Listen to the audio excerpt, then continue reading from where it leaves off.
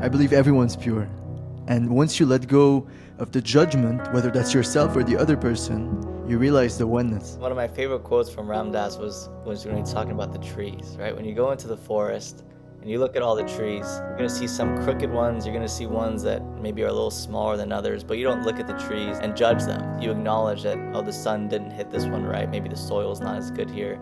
That's how it is. And he said, if you can look at people like you look at the trees, you understand that, yeah, they may not be your type, or they may maybe annoy you in this way or that way, but that's just the way they were conditioned. That's the way they brought up. It's not something to judge, just the way they are, and loving them exactly as the way they are. It's a beautiful teaching.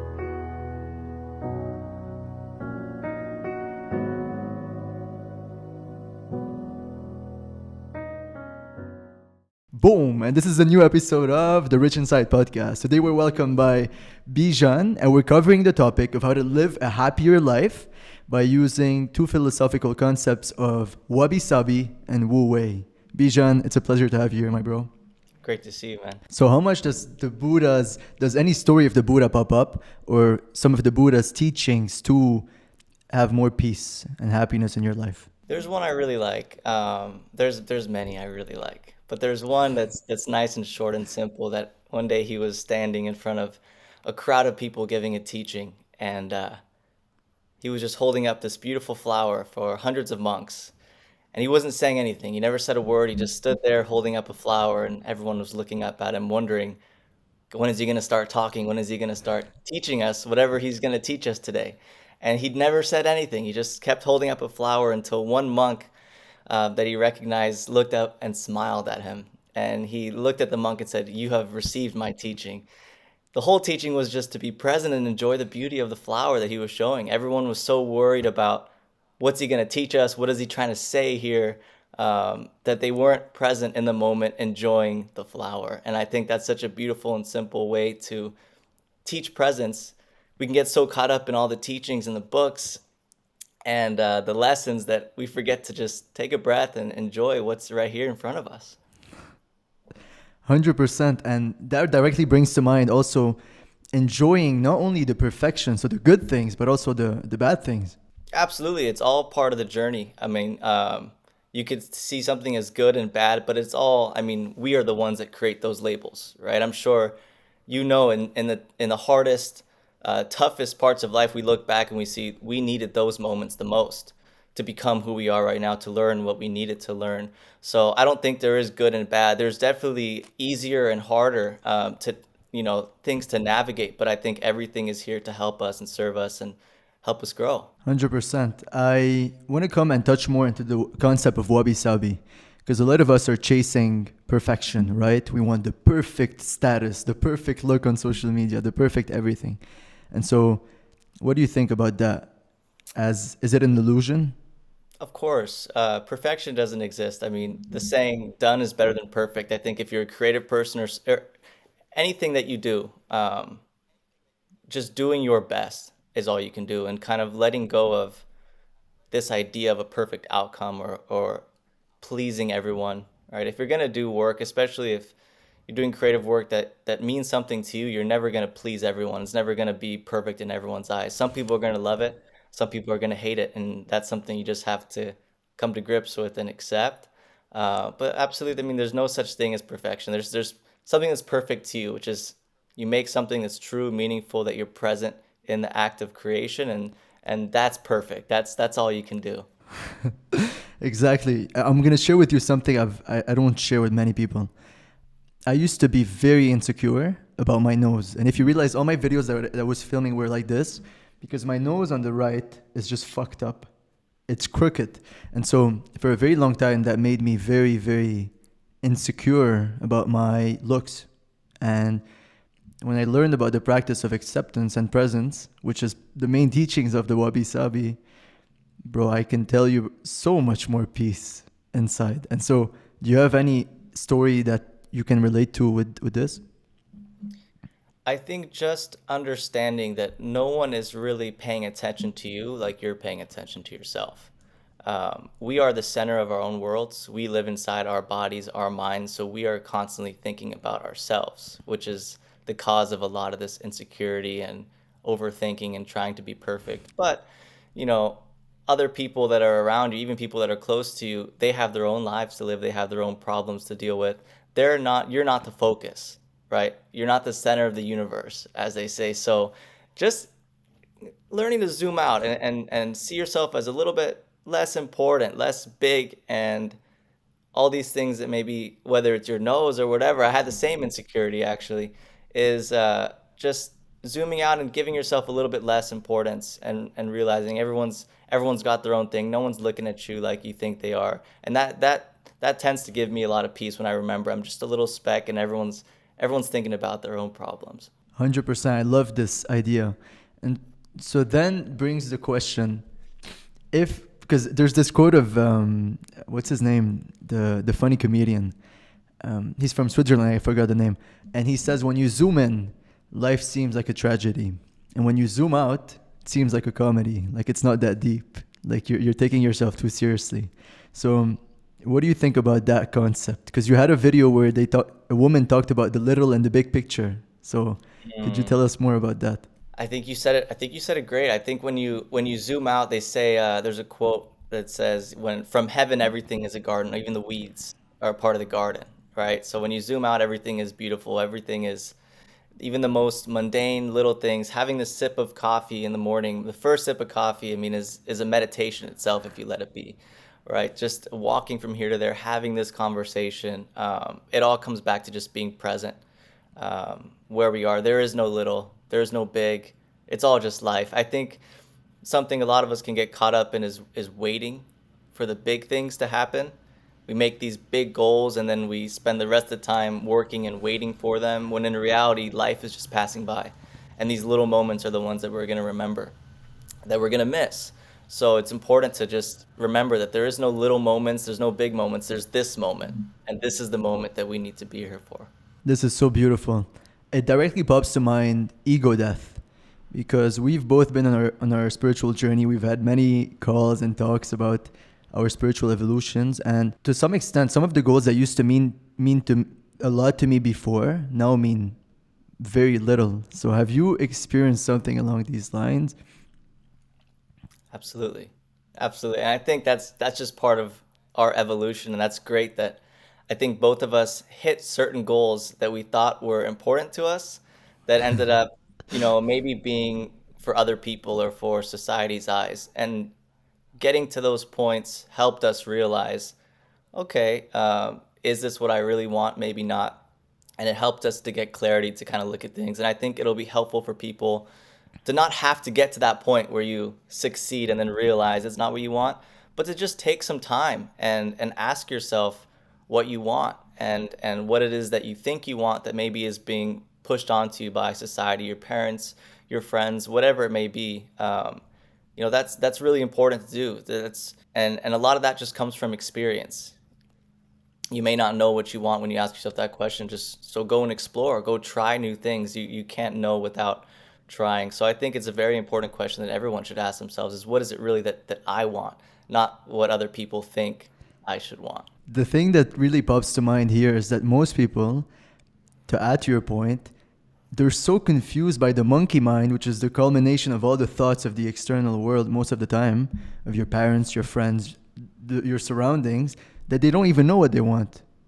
It's the voice in the mind and not the intuition that's speaking. So what do you think about that? I think that's true. I think we live in a very noisy world, and it's hard. It's nobody's fault, but that's just how the Yeah. things are right now. But it's nobody's fault, but it is our responsibility to quiet down our mind. I mean, that's why meditation for me has been so helpful. My mind's always been running like crazy ever since I was small, diagnosed with ADD when I was 11 years old, right? And it's labeled as a problem a lot of times, but it's really not, because you can use it to help you if you can kind of get it under control and find that quiet space through mindfulness or whatever practice helps you get there. It is very hard to hear the voice of your heart, your intuition, through all the chatter of the mind. It's very hard to do that. So when you can kind of find that space of stillness, there's always going to be thoughts. Thoughts are always moving, but not to label them as your thoughts or you. And find that space in your mind that's always there, that's quiet. And when you're in that quiet, the heart speaks and you can hear it and you can know which way you have to go, which way you should go, and it makes decision making a lot easier. This is beautiful what you said, and it directly I was kind of taking notes for this interview, and I loved something you had on your Instagram. This quote said, "Every year you make a resolution to change yourself, but this year make a resolution to be yourself." Bro, this is so powerful, and you only realize it when you were acting out of fakeness and for so long. And this year, my main intention was to authenticity, to just surrender to my intuition, to my true nature, to who I really am, unapologetically. So tell me about your shift from trying to change yourself to trying to be your authentic, pure soul self. Hmm. I think it's a lifelong pursuit. I think we're constantly learning more. We're constantly absorbing new information, and we're constantly becoming a new version of ourselves. And I think it's about surrendering into that constant change. We are constantly changing. I don't think that we're ever just one self, right? We're always changing with the universe, just like the trees are always changing, the plants are always changing, the animals, the clouds, the sky, everything is always changing. We're part of that. So accepting that you're not a project that you need to work on. You are ever changing flow of consciousness that you need to accept and live through that. Live. Um, it can be hard to kind of live authentically and do what you want to do, what you're drawn to doing, say what you're drawn to saying, because what will they think? What will, you know, what will they think of me? How will they perceive me? But at the end of the day, if you live authentically, as we both have found, you attract the people that also, can resonate with you, and those are the people that you really want to have in your life. So I think it's just about accepting that you're always going to be changing, not to be stuck on any version of yourself or anything that you think other people think you should be, and just live true, like we were talking about before, listening to that voice of the intuition, moment to moment, Yeah. and seeing wherever it leads you, following that excitement, following that joy where it leads you, and evolving into yourself in every moment. That reminds me of a call we had, I think it was a year ago or 2 years ago. And we were talking about how we were both confused and lost as to what to do next with our lives because we didn't want to do content anymore. And it was a Mm. scary place, the unknown. It was a very scary place. But you recommended a book that's called The Surrender Experiment. Mhm. And I read that book, and bro, game changer. Tell Mm. us more about the teachings inside of that and the story and what you got from it. Great book. One of my favorite books. I mean, I read it at a time when I needed to read it, for sure. And I think just to sum it up, the name kind of sums it up. It's just the practice of surrendering, letting go of thinking about outcomes, not doing things because they're going to bring something or any of that, but living moment to moment and with our attention on our input. What are we doing? How are we giving to this moment? Not what can we get from this moment, not what is this moment going to bring us if we do X, Y, Z, but what are we giving to this moment? And that's it. And that's very difficult to do when it's not taught to us, when we're kind of conditioned to think about the next moment or the next year or the next 20 years. So it's a practice of coming back um, to this moment and just trying to do your best to be present with what you're doing here now. And that story is really great because it showed in his life, Michael Singer's life, an incredible person with an incredible life, how all these things started to happen as he let go of worrying about the outcome and he just was present in everything he was doing. All these synchronicities, all these people he began to meet exactly when he needed to meet them.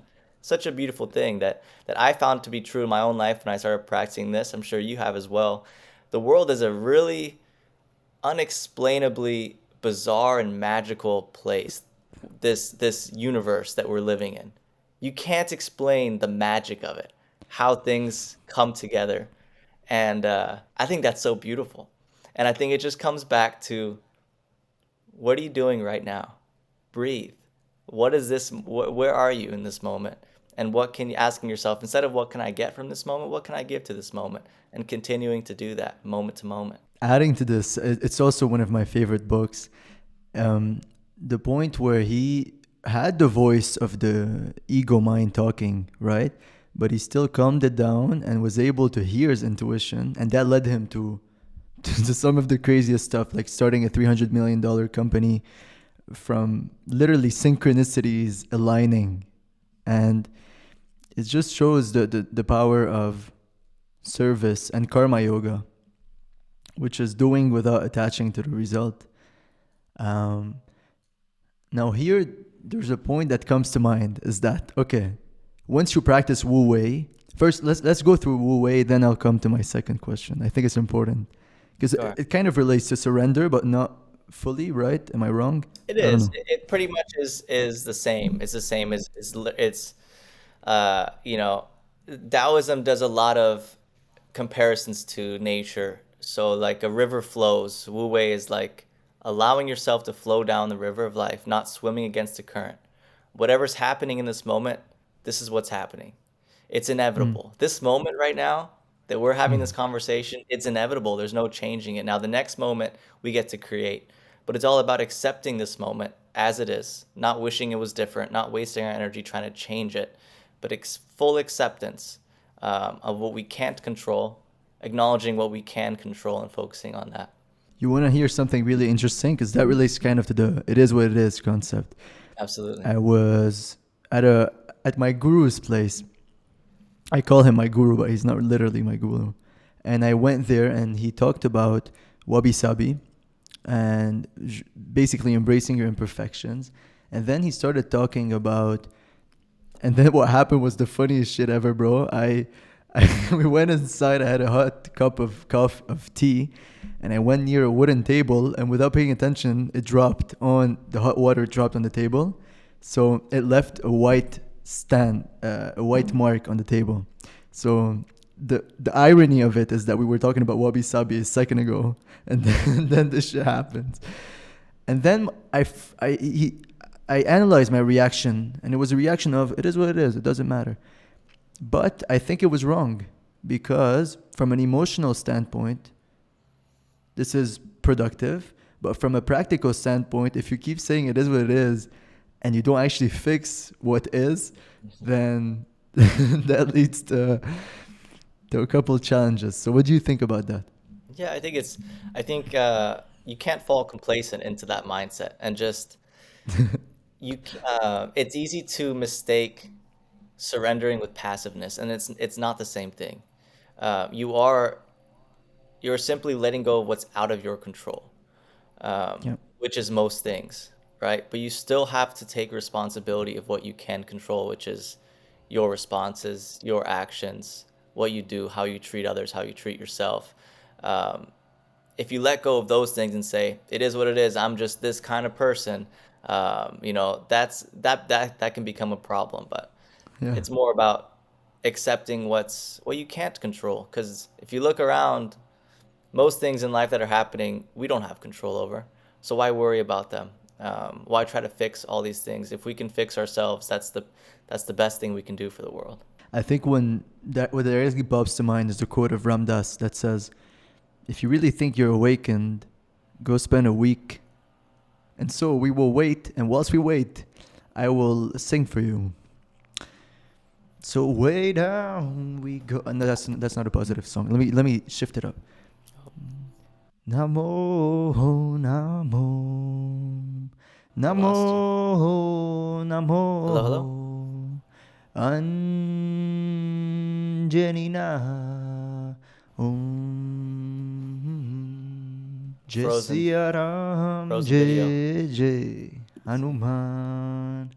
So if you have no context, I am in Lebanon, and in Lebanon, at least 3 times a day, the electricity just goes to sleep. And so now that's what's happening. And we were talking about we were talking about reacting with controlling what you can control and letting go of what you can't. And this is the perfect practice. So I'm walking the walk. Okay, so we're back. We were talking, I think we were talking about what? It is what it is? Or surrender. A lot happened with you this past year, 2 years. And um, you had a lot of things that were under your control and a lot of things that weren't. One day I was walking. I was on a walk and I actually passed out. Didn't know why I passed out. It cracked open my head a little bit right there, right over my eye. I had to get some stitches. Didn't know why that happened. So days went on. I continued to randomly feel lightheaded and dizzy and all that good stuff. Ended up having to go to the doctor. They checked me out. They did some tests. They couldn't find anything, so they put a heart tracker on me and tracked me for throughout the next week. And they kept going. Long story short, they found out I had this symptom that was kept coming up called VTAC, extremely fast heart rate, and it was sustained over a minute, minute and a half, at over 200 beats per minute, which was a pretty deadly thing. I mean, it would my doctors told me it was I was lucky to be sitting there in that office with them, lucky to be alive because that same arrhythmia would have killed a lot of people. Luckily, I'm in pretty good shape. My heart's healthy. It's just an electrical problem. So that was about a year ago now. This past year, I've kind of just trying to be navigating through that. A lot of the last year, I wasn't able to do really any physical activity. I was kind of stuck inside, and I was scared of, am I ever going to be able to do the things I love again? Am I ever going to be able to surf again? Am I ever going to be able to, go on a walk longer than 10 minutes, without them having to put a pacemaker inside of me at 26 years old? So there was a lot of uncertainty there, and I didn't really have control over any of that. Um, but coming back to my meditation practice helped me so much find not only peace but beauty in that experience, in waking up and just feeling so grateful. I mean, I'm 26 years old, I have no health problems. And it made me real, I mean, it woke me up, man. It woke me up and say, "Yo, yeah, you're doing great, but you could be gone tomorrow. You were almost gone yesterday," right? And that wake up call was so beautiful. I wake up every day now still just with the utmost gratitude. I'm here. I'm alive. It's something I would say before, but that experience made it so much deeper, because you face that yourself. You face almost being gone, and accepting that that can happen to you. So it's been a challenging year for sure, but there's been so much perspective and beauty that I've brought out through that experience, and I think I was only able to do that because of my mindfulness practice, my ability to stay calm and try to zoom out and see things for what they are. I'm so grateful that I've been doing all those things for years because it helped me through this hard period tremendously. I had surgery a couple months ago in February. It was a successful surgery. It's helped control things a lot, so I'm doing much better now. Still lots of uncertainty, but I'm waking up every day just feeling grateful to be here. Nothing else is needed. A new day, it's a blessing.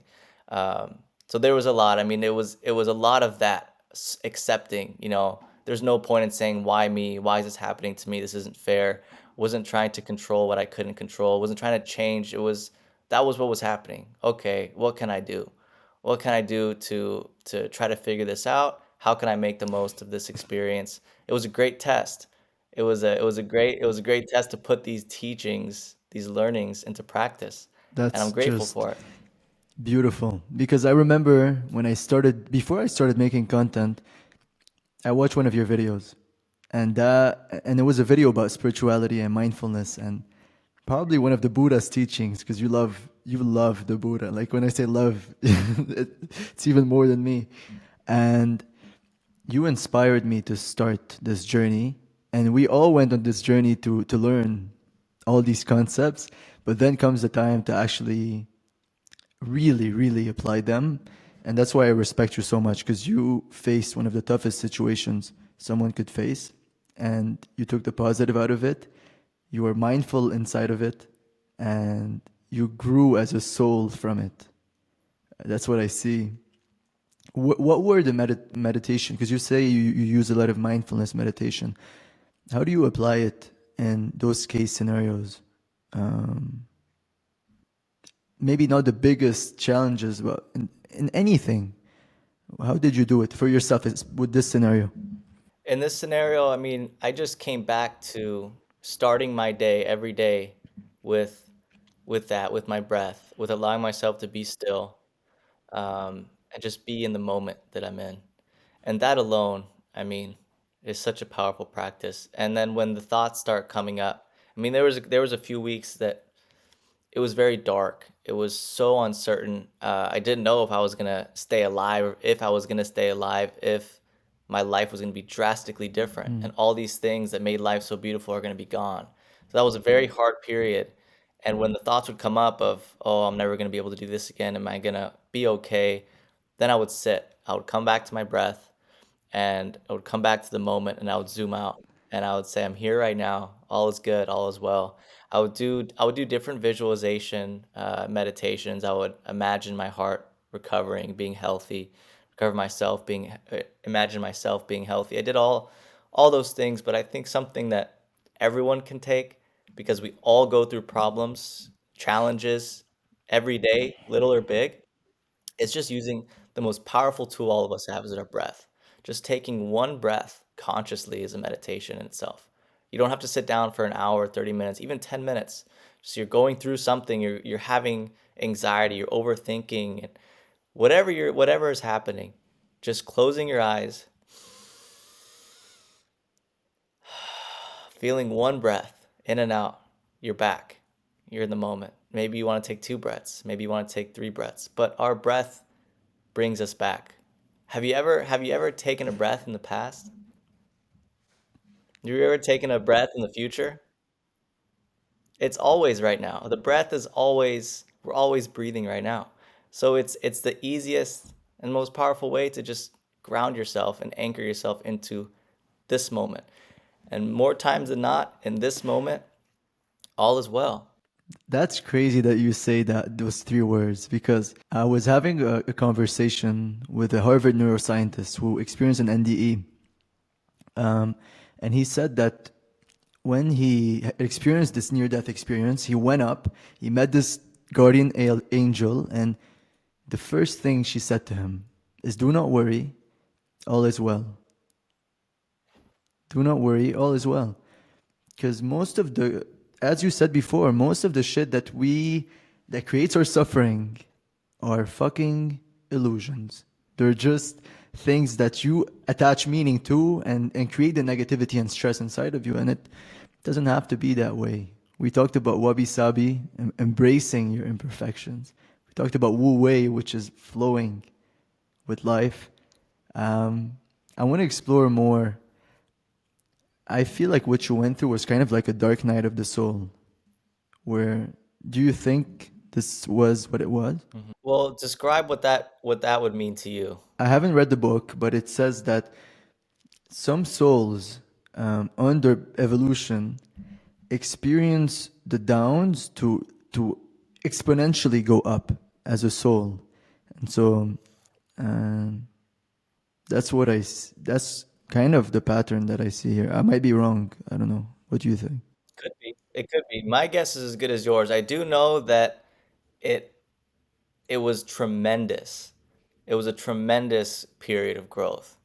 Um, I don't I don't have a label for it. It could be the dark night of the soul. It could, but all I know is that I definitely grew from it quite a bit. My perspective is much different now than it was before. I'm much more grateful every single day. I mean, I was already a very present, grateful person, and it's even more so now. I would joke around with one of my buddies, and we were talking about the content that I would make and talking about being grateful every day. And I would always have this idea in my head that, who am I to be telling people this? I have such a privileged life. I had such a great family, so much love around me. Like, there are people really going through so much more pain and hardships than me. I don't really feel qualified to talk about this kind of stuff. And then my friend said, well, I hope you feel qualified now. And I was like, okay, I feel a little bit more qualified now to talk. But absolutely, it was a lot of growth, and I think, like, that's what we were talking about earlier. The times that are the most challenging are the times that we grow the most. That we look back on and say, Okay, that's why that needed to happen. You know, it's always clear looking back, and if we can try to have that perspective, and that's what I try to do is find the silver linings, the blessings Hmm. while I was going through it, not just afterwards, because it's there, but it's sometimes it's just very difficult to see through all the turmoil. So using that mindfulness, using your breath to try to see things clearly, as in, why is this happening? What can I take from this? Not why is this happening to me is in a victim kind of way, and but as in, what can I learn from this? You know, what is this teaching me? I love this. I love this way of this perspective, bro. It's so liberating to look at life and to say, what is this teaching me? Every moment. Because most of the time things will go your way and a lot of the times it won't. So then when it doesn't, that's when you actually test your practice. Have you heard the Jordan Peterson when he says how to actually test your values if it's really your values? Have you heard of it? I don't believe so. He says, imagine there's a clerk at a store. Okay. How do you test his honesty? It's not by having a store filled with nothing. No, it's by having a store that has everything and he has the option to steal, but he doesn't. And this is how you test his honesty and his ethics. And so here, what I think, it's the same thing. I think your experience, people say negative, but now you look back at it and you say this was a blessing. Um, was a test of your spiritual journey, and um, I'm so happy for you, and I mean it from the heart. I'm genuinely so happy for you that you took this teaching from it and you grew. Thank you. What else has been going on in your life other than all this stuff? I just got back from Denmark visiting one of my best friends. He just had his first baby, and that was another really beautiful moment for me. I would lay with her a lot of nights. Just she would lay on my stomach, and man, what a blessing that is. Just new life, pure innocence, pure joy.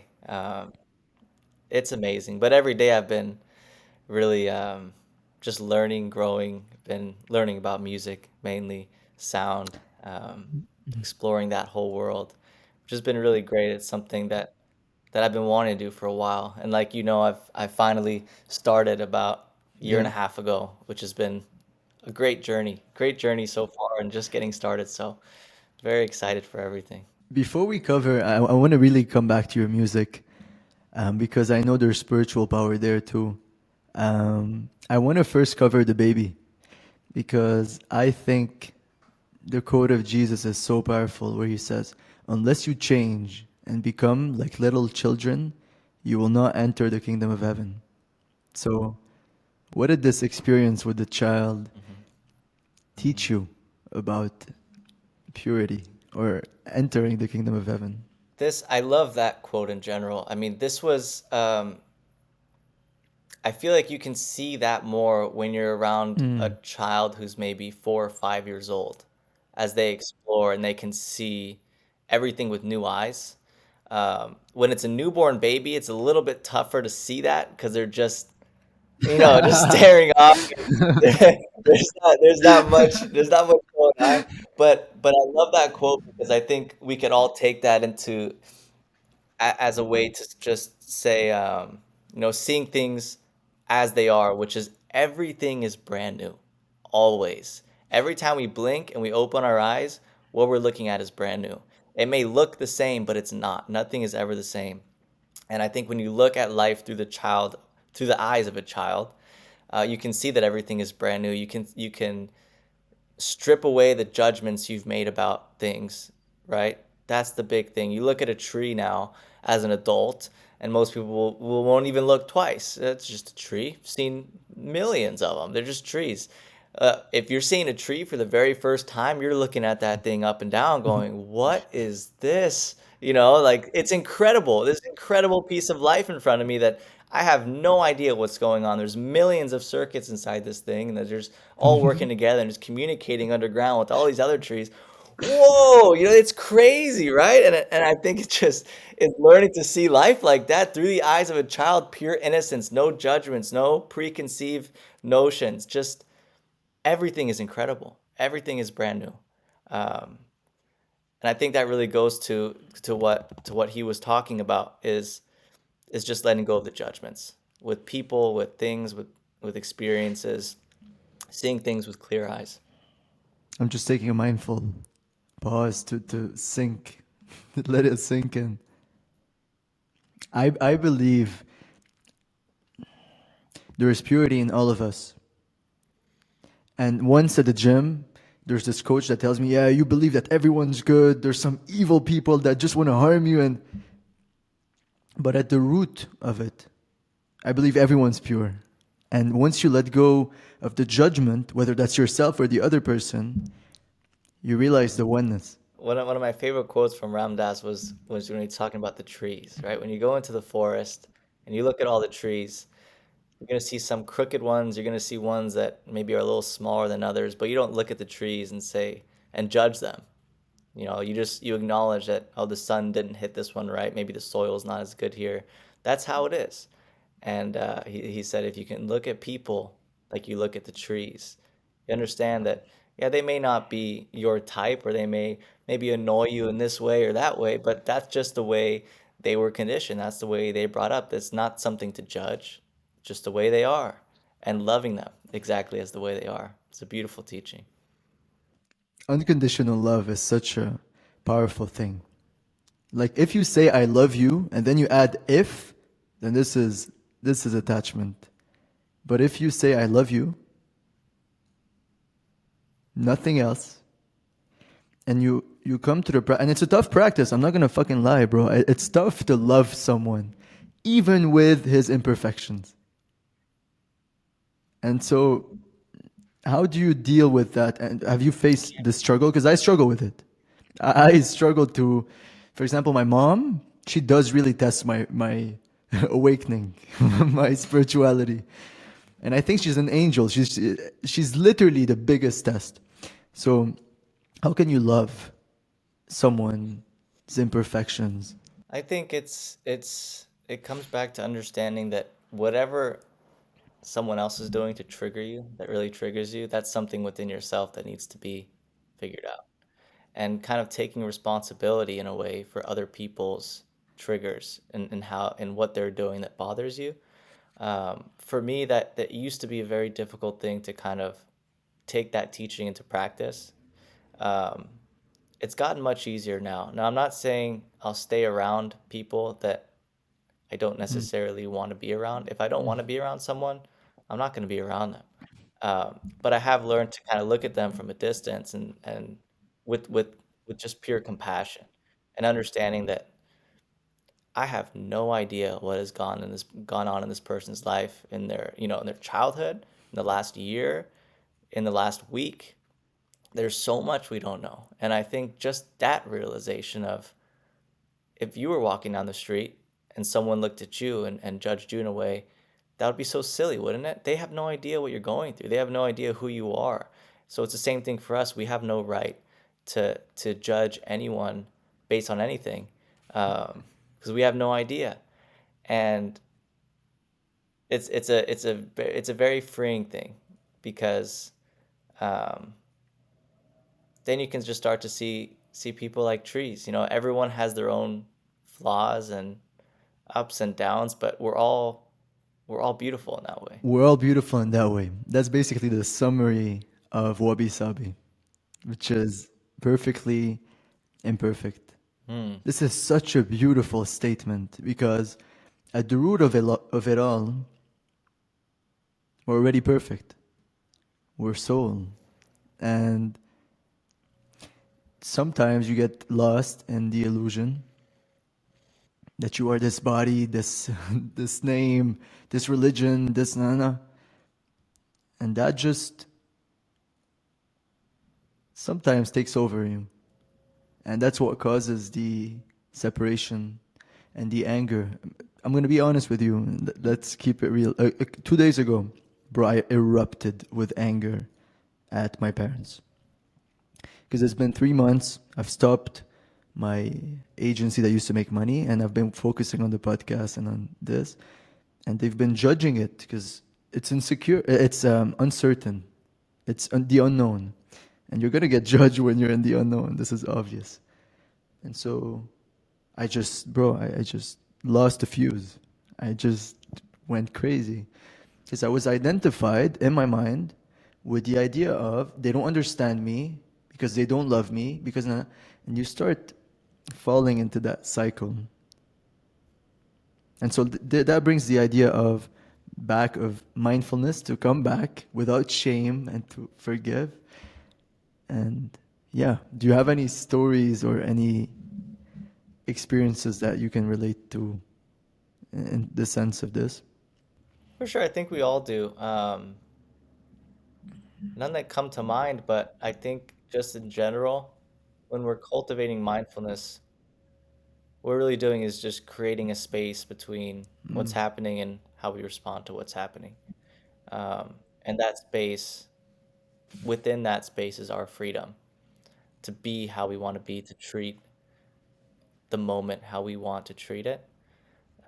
So I think remembering that there is a space between what someone says to you and how you respond.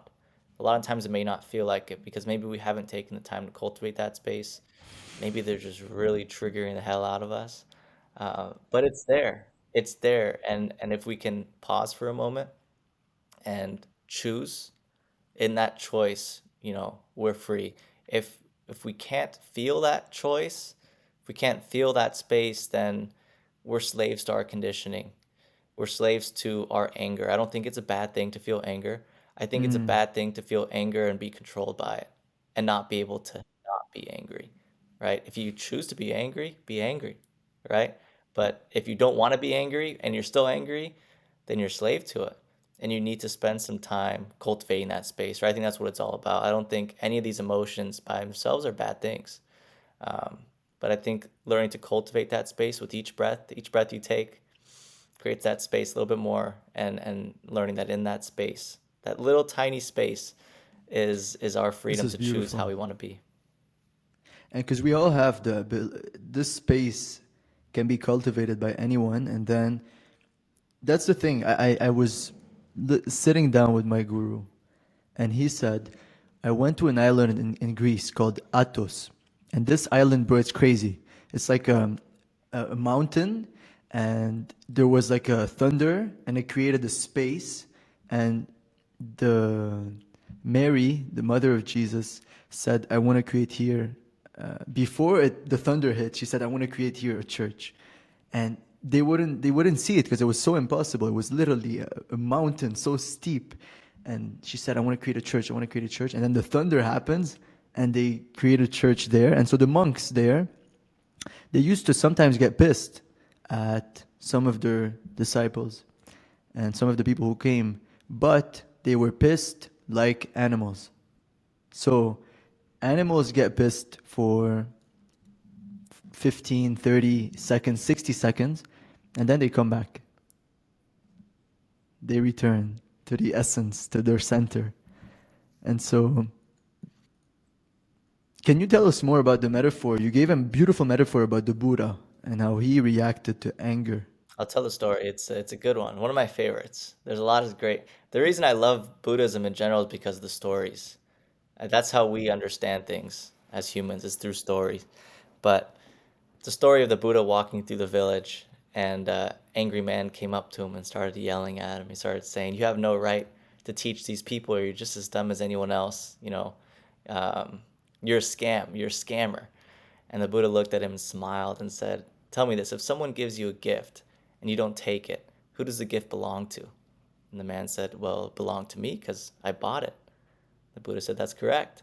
Same thing is true with your anger. You gave it to me and I do not take it. The anger belongs to you as it was yours to give." And that just says everything you need to know. I mean, it's if you look at anger like that, like it's someone giving their gift to you, or if you're getting angry and you're trying to pass that on to someone, that's yours, right? And you can choose if someone's angry with you, if whatever's happening, you can choose what to take, what not to take. It's not just with anger, it's with everything. People are always going to say things. Things are always going to come Yeah. up, situations that, Yeah. you know, life happens. But we get the choice to to take what we want to take and not take. what we don't want to take. If someone comes up to you and starts yelling at you on the road, driving, road rage, you can get angry back and you can make that a whole thing and you can let that drain all that energy, or you can Yeah, smile and wave, right? And not take that gift from them. And that's a beautiful thing. It comes back to having that space of how you choose to respond. that's beautiful. That's beautiful. The thing about the gift is that you have a choice to not take and react to that anger. It's just by cultivating the space through meditation, the breath, the one breath, like you say. One breath at a time. One breath at a time, 100%. 100%. I want to continue this with a fun game. I want to actually do an improv with you. I'm going to act. I'm going to say a statement about spirituality, and you will say and you will say another statement, and we will keep going, and we'll see if there's an aha moment or if it just goes Do I say whatever comes to mind or whatever comes to mind. Okay. okay? I believe I'm a spiritual being. And I really don't know anything. I know nothing. I know everything about the world, but nothing. This is a tough game, but it's fun. Uh,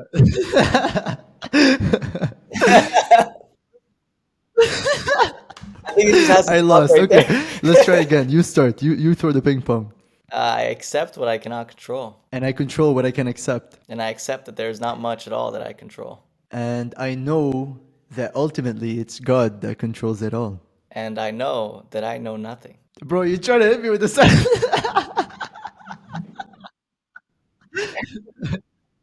See, that's the funny thing. I'm doing that on purpose because at the end of the day, that's what I always come back to after all these teachings, after all these learnings and realizations. That's the final boss Because it's is the I ultimate. know I nothing. think it's the ultimate. I know nothing. Okay, okay, let me continue it. Let me continue it. You said I know nothing, and I'm sure I know one thing that there's that I am soul. Yeah, Yeah, I don't know that's where to take that. a fun game. I think there's a great quote I love, and it says the only difference between a wise man and an idiot is a Yeah, wise man knows he's an bro, idiot. I An can idiot does not. confirm that statement because episode 14 with bro was with a genius. He's called Donald Huffman, and he talks about how our reality is just a simulation. It's a mind made it up. And bro, the guy's the most humble guy I've ever seen in my entire life. I swear to God, he told me I would be a fool to think that I know everything. I would be a fool. And it's so true. The first step is really realizing you know nothing and having the openness to try something else. Let's try another game. I love these games. I'm gonna shoot you a question, one word answers.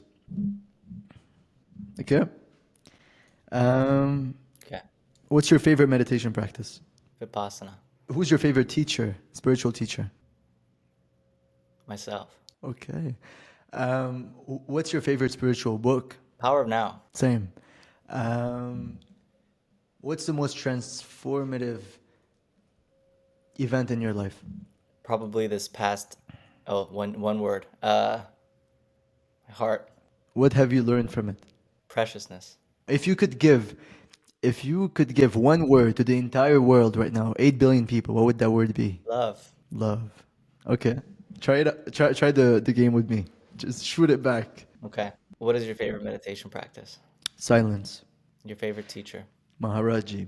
What are you most excited about right now? This conversation. What has been your biggest challenge? Finances. What has been your greatest lesson? The heart. If you could give one word to the world, what would it be? God. Last one. Who are you? Soul. That's a beautiful. Bro, recently I've been tearing up when I talk about spiritual things that really resonate with me. Have you ever gone through something like this? Absolutely. And do you feel like the tears are healing too? I think so. I think all tears heal.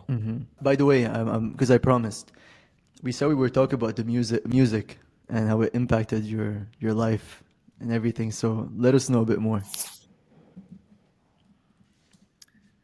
Well, to me, it's been something I've wanted to explore for a long time. And a couple years ago, I had some close family losses that were a wake-up call to stop waiting on the things that excite you most, which to me has been music for a while. So I kind of had to put other things down and listen to myself for once. And it was a beautiful, beautiful thing to listen to myself. I think we all have this whisper and our intuition, our heart is leading us a certain direction, but a lot of us are ignoring that and doing what we feel like we need to do, what we're obligated to do, what other people think we should do. And that's what I was doing for a long time. But this past 2 years, I've been listening to myself, and there's been a lot of uncertainty, probably a lot of judgment, a lot of misunderstanding. But I know that no one can hear what I hear, no one can feel what I feel, and no one can know what I know. So I have faith in that. I embrace the uncertainty of it all, as should you, with this journey that you're on as well, following your voice finally, right? Yeah, And finally. enjoy the journey. I'm so happy for you. The first thing that popped to mind is that I want to listen to you play. Would it be possible to do it like now for to end this episode? I could play something, sure. Let me grab a guitar. Okay. This is just my impulsive thoughts, bro. Right away, that's what popped to mind. I wrote this song right after my surgery in February, um, to give you some context of it, of where it came from. It's called Start Again.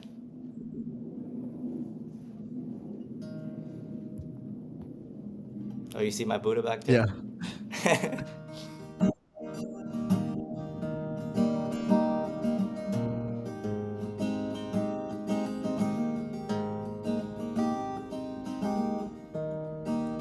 Light shines through pale blue skies.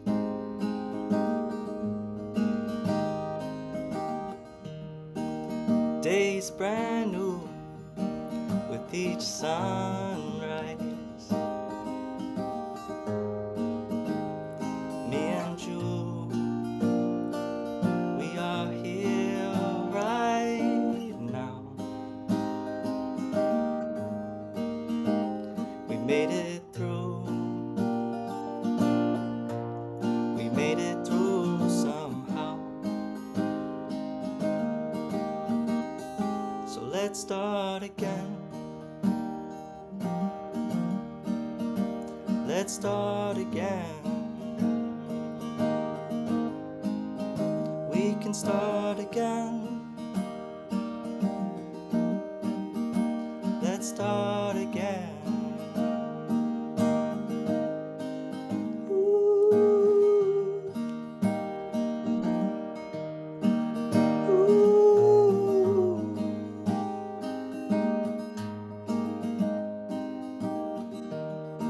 Horizons calling.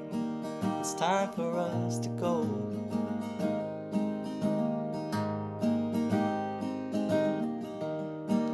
We're just walking each other home. Me and you, we are here right now. We made it through. We made it through somehow. So let's start again. Let's start again. Let's start again. La, da, da, da, da, da. Let's start again. Bro. Bro, you made me tear up, Thank bro. you. Oh, stop, man. Appreciate you listening, You're man. a great, great, great musician. Honestly, I wasn't expecting that. I'm I'm astonished, bro. This is you have a talent at this, bro. You have something special, I swear. Thank you, man. I Yeah, appreciate it's that. amazing. I hope this song goes to as many people as it deserves to, whilst letting go. Music is a Yeah. gift. Music is a gift, and my goal is to give the gift to whoever needs it. I believe in you, bro. I believe in you. This is some powerful, powerful music, bro. I felt it in my core when I. There's a thing. There's a lot of music that you hear, you enjoy, but it doesn't resonate. Your music now struck a chord with my heart, bro. It literally made me tear up, and that's when you know that this is some powerful music. So Thank you, man. That means a lot. I appreciate that. I, yeah, this is the end of this beautiful episode.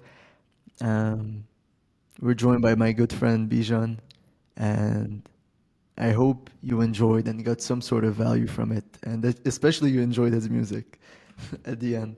Um, if you want to promote anything, bro, feel free. Anything. I don't have anything to promote right now. What I will say is don't forget to breathe. Anytime you need to, take a breath. You It's a deserve it. pleasure. Thank you, bro. Thank you. Bijan, Love you. what an episode, man. What an episode. That It was was fun, man. really, That was really fun. fun. Really, really fun. Hopefully there's some good nuggets in there that people can Yeah, take, huh? I think there will be. But more than that, I genuinely enjoyed talking with you. It was great. I really enjoyed that too, Yes, man. same. Thank you.